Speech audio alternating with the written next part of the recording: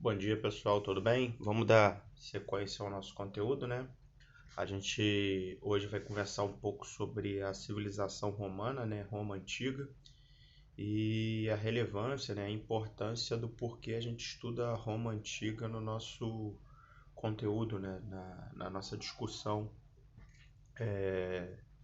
em história, né? Então, a gente primeiro tem que pensar, eu acho que sobretudo, que muitas instituições, muito do comportamento dos valores ou das crenças, do conteúdo cultural que a sociedade ocidental tem hoje, ao longo do tempo e da história, o mundo ocidental foi construindo, conforme eu disse na aula sobre Grécia, duas civilizações como referências. A grega, que a gente já conversou alguns aspectos e algumas características da sociedade grega na antiguidade, e a civilização romana, né? O Império Romano. O Império Romano, inclusive, ele podemos dizer, de uma importância do ponto de vista de influenciar todo o mundo europeu até durante muito tempo, passando até mesmo pela Idade Média, muito do que ocorreu, da lógica territorial, dos povos que ocuparam aquele território, até no período já posterior ao fim do Império Romano do Ocidente, né? Eram marcados pelo processo de romanização, né? Pela proximidade cultural construída a partir do período de dominação do Império Romano de toda a região do Mediterrâneo. Mas isso é uma outra discussão. O ideal agora é a gente pensar sobre e conversar sobre o processo mesmo de formação de Roma. Primeiro que existe uma lenda, né, sobre a formação de Roma, né, que Roma haveria sido fundada por dois irmãos gêmeos, né, Rômulo e Remo, e eles seriam filhos do deus da guerra, né, o deus da guerra romano, deus Marte, né, junto com uma sacerdotisa, Rhea Silvia. As sacerdotisas nesse contexto, elas não poderiam deter, né, estabelecer nenhum tipo de relação, vamos dizer, sexual. Elas teriam que ser virgens e, como produto de uma relação proibida, os filhos é, é, dela, com Deus Marte, Rômulo e Remo, foram deixados no rio de forma porque ela não poderia assumir aquela relação e o produto daquela relação que seriam aquelas crianças, né? Como o Deus Marte sabia das crianças, ele conduziu as crianças no leito do rio, ou seja, ele influenciou a partir dos seus poderes divinos o caminho, porque essas crianças foram deixadas em um cesto, né? E aí, as margens do rio, eles ainda foram acolhidos por uma loba. Então, eles foram amamentados e inicialmente ficaram sob os cuidados dessa loba que cuidou da amamentação deles até que eles fossem encontrados por agricultores da região ali do Lácio, né? Onde ficava Roma. Então, essa história de origem, esse é o mito de origem de Roma, em que Roma seria fundada pelos irmãos, filhos do deus da guerra, o rei Marte, com uma sacerdotisa, né? E daí por diante, Roma teria a sua trajetória de origem. Mas do ponto de vista histórico e não do ponto de vista do mito, né? De fundação de Roma, Roma ela seria produto de povos que ocuparam a região do Lácio, por isso, inclusive dando origem ao tronco linguístico que conforma grande parte das línguas ditas latinas, né? Quem residia no Lácio, na região do Lácio, eram os latinos. Então Roma é produto de encontros também étnicos, desde os latinos que residiam no Lácio até os alanos ou os etruscos que habitavam ali a região da Península Ibérica. Isso já nos permite de imediato considerar que a formação histórica dos povos e dos grupos sociais, é, de um modo geral, esses grupos eles se formam a partir dos encontros e da miscigenação entre diversos povos, que provavelmente também já eram resultado de outros processos de miscigenação. Essa ideia de uma raça pura, ela é facilmente questionável e discutível pela historiografia e pela própria biologia do ponto de vista genético, que já comprovou que não existe distinção do ponto de vista racial, existe uma única raça humana, entrando numa outra discussão, mas existe uma única raça humana, o que de fato existe são diferenças culturais, étnico-culturais, né? Então essa é a trajetória. Os romanos, na sua formação, ou os latinos, né, eles sofreram forte influência dos etruscos. Se no processo histórico de uma longa duração, né, os romanos também são consequências, ou Roma, o povo romano, ele é consequência desses encontros. Nos primeiros contatos dos romanos com os etruscos foram relações de certo conflito. Os etruscos, inclusive, que eles ficam ali no norte da Itália, na região, se eu não me engano, mais próxima à Toscana, inclusive a região hoje, inclusive, que teve maior incidência da Covid-19 ali na região da Itália, né? Os etruscos exerceram dominação, num primeiro momento, a partir de relações comerciais com Roma, colocaram Roma como um entreposto comercial importante dos etruscos, mas posteriormente os etruscos eles submeteram Roma à sua dominação.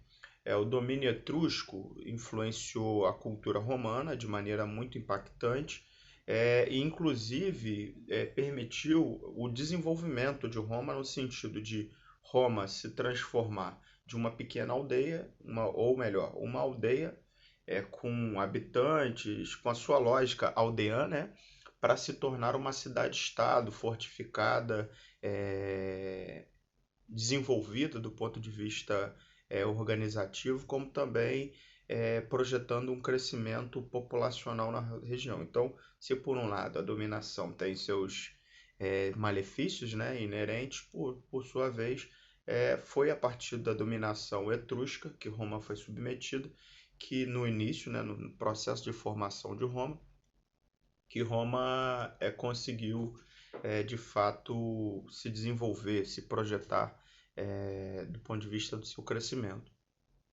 Então os etruscos eles eram governados por um rei, mas tinha uma lógica de governo interessante, né? Até justifica a influência da trajetória da estruturação do poder em Roma, inclusive nos tempos atuais a gente reconhecer algumas instituições com algumas atribuições que funcionam a partir dessa ideia original até hoje. Então os etruscos eles tinham um rei e esse rei ele cumpria a função legislativa, a função judicial, a função executiva e a função religiosa. Ele tinha essas atribuições. No entanto, ele tinha o seu poder limitado por uma espécie de um conselho de anciões, né? Então, esses conselhos de anciões tinham um nome, aí a gente encontra a continuidade na história, né? A permanência. Ele tinha o nome de Senado. O Senado ele tinha como poder e como papel vetar e aprovar, confirmar, né? Aprovava ou vetava as decisões do rei. Por sua vez, a confirmação dessas leis que eram estabelecidas pelo rei, de modo geral, elas ainda passavam pelo processo de confirmação da cúria. O que que era a cúria? A cúria era uma assembleia, uma grande assembleia, composta por todos os cidadãos da região, no caso dos etruscos, né? O importante também lembrar, e para não esquecer, que a relação que Roma estabelecia com os etruscos, embora fosse uma relação de pertencimento ao domínio etrusco, do ponto de vista do território, do império ali, da região imperial etrusca, Roma detinha relativa autonomia, por se constituir como uma cidade-estado, exercendo o seu próprio governo. Estava submetido a uma lógica de dominação, mas não era uma dominação direta e permanente. Era uma dominação, podemos dizer assim, indireta, porque Roma, mesmo assim, ainda permanecia com uma relativa autonomia na condição de uma cidade-estado. A sociedade romana ela era dividida em 5 grupos, vamos dizer assim. 5 não, 4, perdão. Tinham os patrícios, né, Quem eram os patrícios? Os patrícios era a classe romana identificada com os fundadores. Na verdade, era uma elite política que se autoproclamavam como herdeiros dos fundadores de Roma. Então, seriam os romanos originais. De um modo geral, esse tipo de relação histórica, ela é mítica, né? Ela dificilmente tem um tipo de base histórica real. Ela, de um modo geral, ela se estabelece como um discurso de poder e de justificação e legitimação do poder, né? Essa elite reivindicava essa tradição, essa herança, né? Em relação aos romanos fundadores, como forma e meio de justificar a sua autoridade no presente. Os patrícios se relacionavam de maneira muito direta com os clientes. Quem eram os clientes? Eram também pessoas que trabalhavam em pedaços de terra, muitas vezes cedidos por esses patrícios, e com eles exerciam relações de dependência política, de compromisso político e também de compromisso militar. Era, vamos dizer assim, também uma elite, mas num posto hierárquico menor em relação aos patrícios, né? E superior a outros dois segmentos da sociedade romana, que eram os plebeus e os escravos. Quem eram os plebeus? Os plebeus, de modo geral, eram todos aqueles que não possuíam terra, né? Então, eles trabalhavam como artesãos, comerciantes, em ofícios dos mais diversos, trabalhos manuais, né? Residiam muitas vezes nas cidades e eles não detinham nenhum tipo de título de distinção social. Eram vistos como... Por isso que às vezes a gente define uma pessoa sem muitas posses, a gente não, mas de maneira pejorativa, né? As pessoas definem como uma pessoa sem posse, ou sem eira nem beira, como dizem, a um plebeu, né? É uma maneira de que remete a um segmento da sociedade romana e, por sua vez, os escravos. Os escravos constituíam a base da economia romana. Isso eu vou discutir um pouco mais quando eu entrar na questão sobre a República Romana, porque a escravidão por si já era uma contradição naquilo que previa a ideia de república, né? Mas os escravos eles eram a base da economia romana.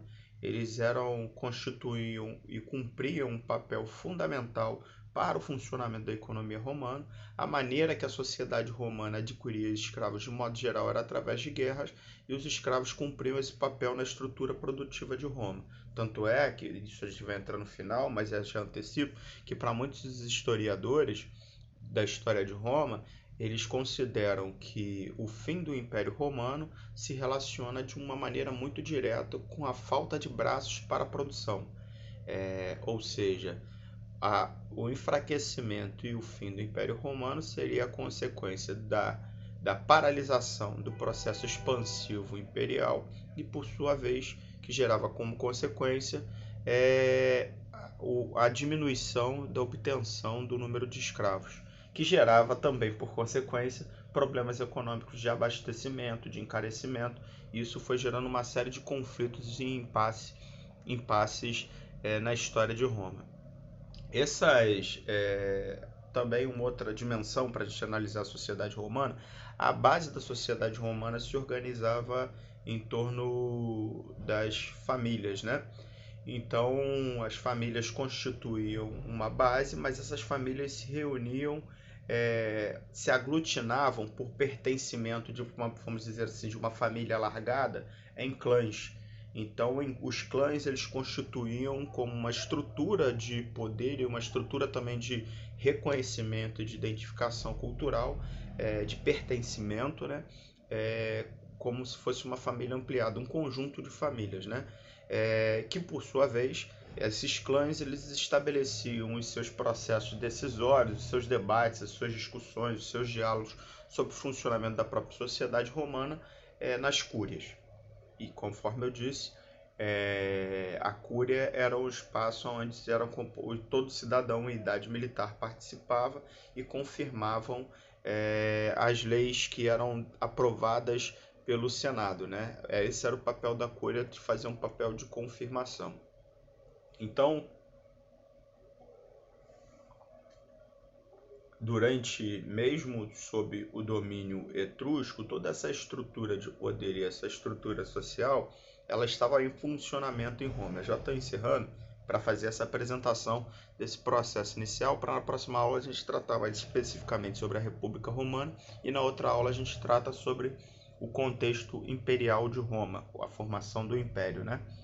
Que funciona, que permanece até o fim do Império Romano com processo de invasões bárbaras, mas aí eu entro no mérito em outro momento, né?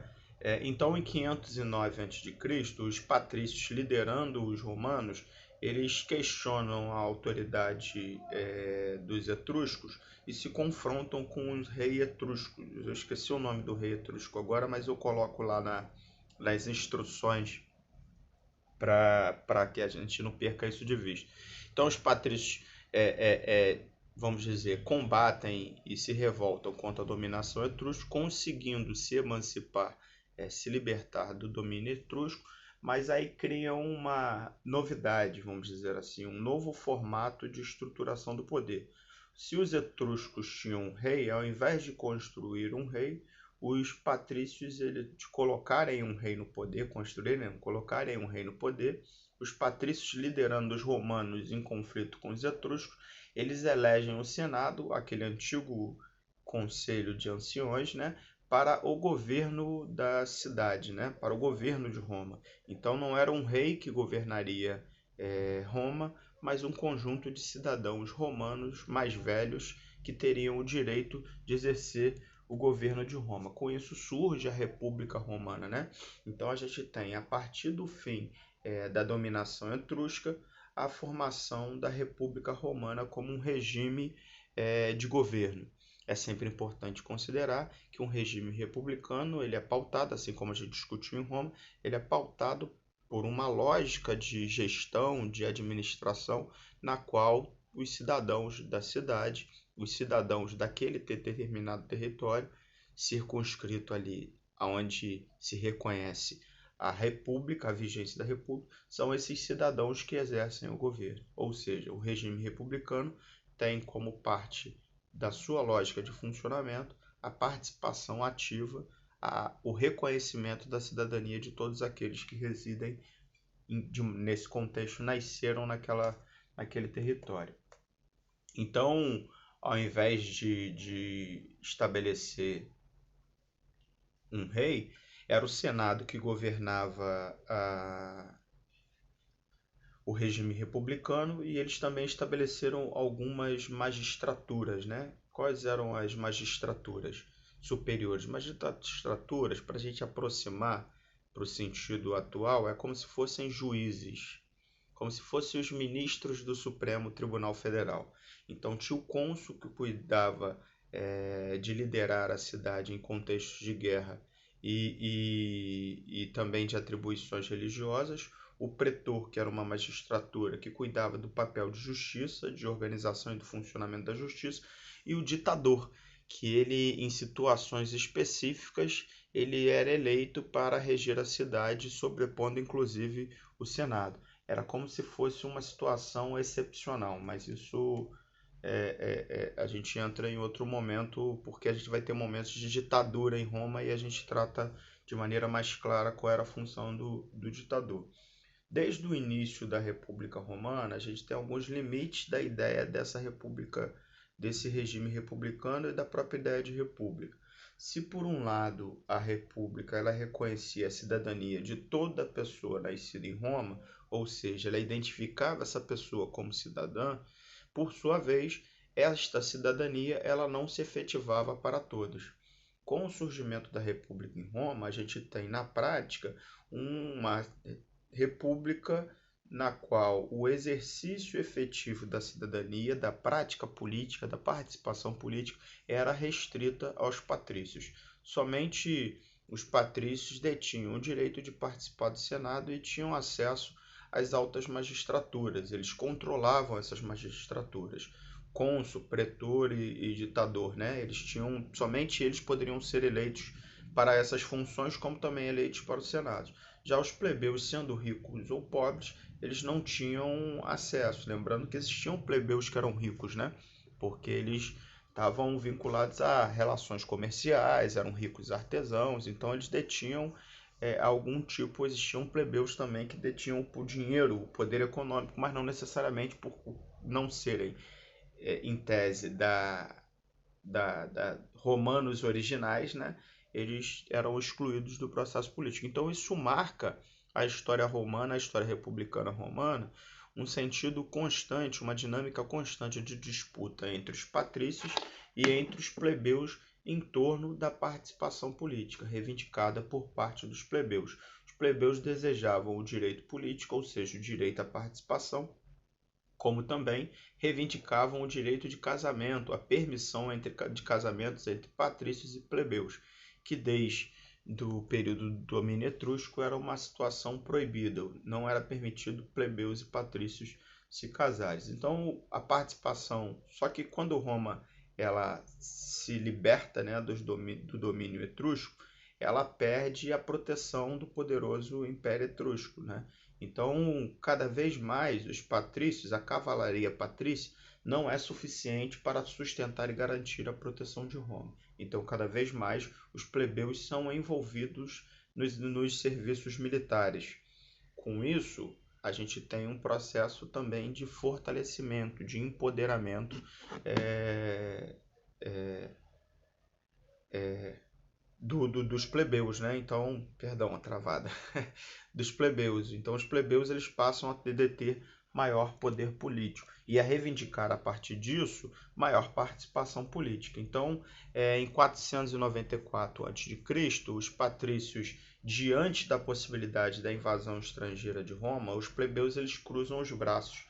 Então, os patrícios eles são obrigados a reconhecer os direitos dos plebeus. Os plebeus, diante da invasão, eles dizem que não vão lutar.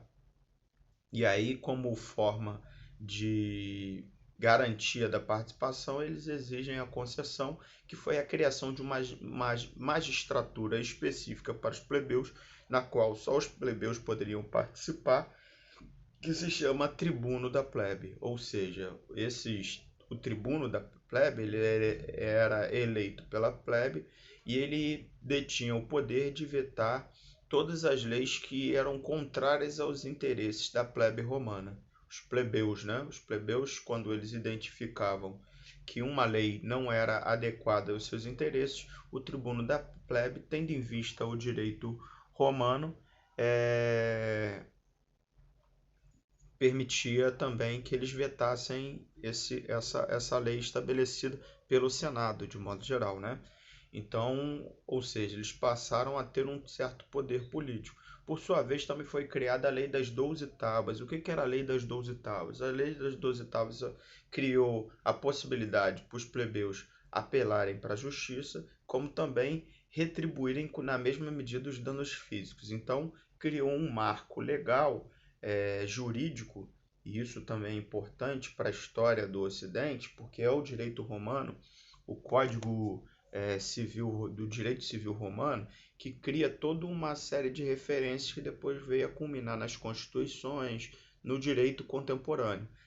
A gente pode dizer, grosso modo, e aí eu já estou caminhando para o encerramento, que o direito do mundo contemporâneo tem como base esse direito que foi estruturado nesse contexto republicano, como também posteriormente ele foi aperfeiçoado a partir do imperador Justiniano, mas isso também é uma outra discussão, que inclusive o Código do Direito Civil Romano é muito aperfeiçoado nesse contexto, mas isso é uma discussão posterior que a gente vai discutir no período imperial. O que fica por hora é a gente entender esse processo, né, de formação de Roma, de fortalecimento de Roma, porque é a partir desse momento da República Romana que Roma vai se constituir, vai construir, melhor dizendo, uma tendência expansiva que vai estabelecer um domínio territorial inicialmente por toda a Península Ibérica, mas depois estabelecendo o maior império até então, que iria exercer o seu domínio sobre toda a região do Mediterrâneo. Mas isso é um tema para a nossa próxima aula. Um grande abraço, pessoal.